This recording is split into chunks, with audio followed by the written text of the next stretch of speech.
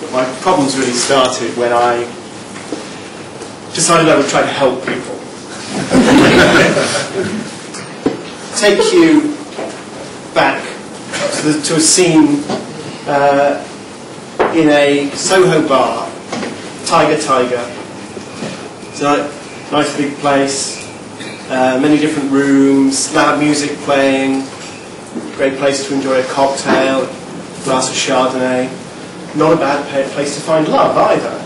And on this particular evening, people were seeking love in a speed date in one of the back rooms. And you probably, I'm sure none of you have been on a speed date, but you may have friends who've been on a speed date.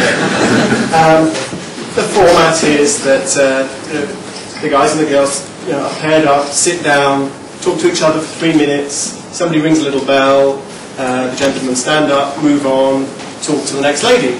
And so over the course of an hour or so of just tortured conversation, you get to meet 10 or 15 different people. You tick your box, say, oh, I'd like to meet this person again or this person again, and they tick the box, and they match up. And the guy I was trying to help on this particular day was called Andy, and Andy's basic problem was that he was having trouble getting women to trust him on that all-important first few minutes. And I said, Andy, your problem is basic economics.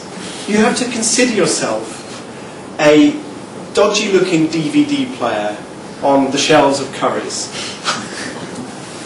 The customer comes in, she sees the box, she likes the price, but she's wondering, if I buy this and take it home, get it out of the box, is it going to perform or not? Not like that, not like that. Honestly, this audience would be above that sort of thing. And so, what do DVD manufacturers and what have CD manufacturers, electronics manufacturers done for decades when they have a problem with consumer confidence? Well, what they've done is they've offered free warranties or money-back guarantees. And we know because we're economists, we know the economics of that. It's a separating equilibrium in a signalling game. Won Michael Spence the Nobel Prize in Economics in 2001. The idea is you can give a signal that a low-quality type wouldn't be able to give, couldn't afford to give, didn't want to give. You give that signal, then you can separate yourself and distinguish yourself credibly. So in the case of the DVD player, you offer a money-back guarantee.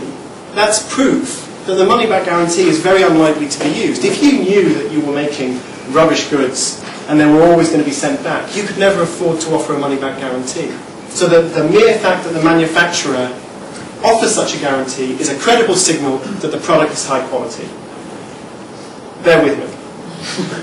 So what Andy needs to do is he needs to offer a money-back guarantee for the date.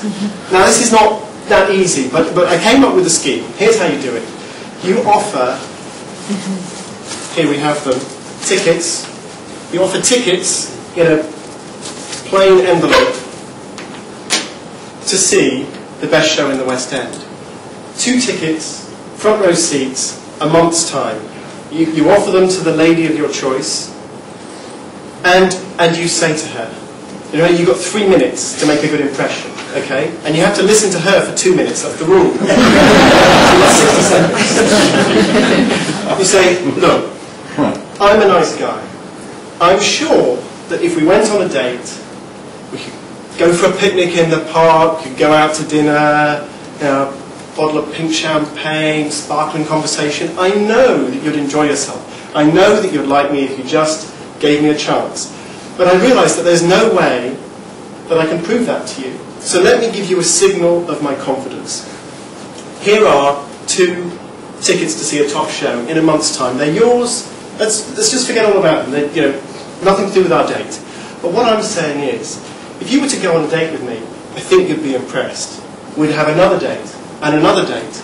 And in a month's time, the show would come round, you'd see those tickets in your drawer, and you'd think, who could I invite to see this show with me? And you'd think, Andy. he's a great guy. And that's your money back guarantee, that's the show of confidence. And of course, if you decide that you wasted your evening with me, then at least you have compensation of being able to take somebody more interesting to see the West End show. Economics can solve your problems. It was a complete disaster.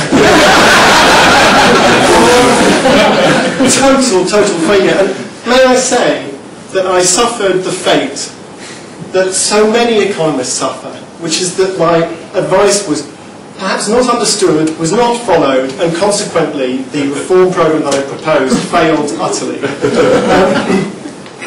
So maybe that's a bad way to start off on my theme, which is that economics can solve everyday problems. What I believe is, we all know this, we're all economists, we know first that economics can solve problems that we all face every day.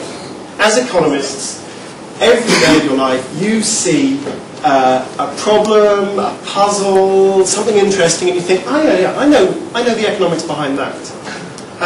And I believe that if you're able to convey those connections to your students and show that actually economics will tell them something about the world they experience day to day, then that's a way of engaging them. And the second thing we know about economics is that it also addresses really big problems, the sort of problems that students are interested in.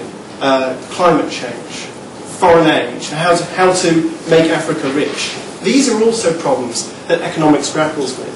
And again, if we can show students that our subject has something to tell them about these really big issues that they campaign on, that they read about, then that is also a way of engaging them. And the third thing that we all know about economics, we should know about economics, is that economics is a fallible subject. Economists make mistakes, as I proved that night in Soho.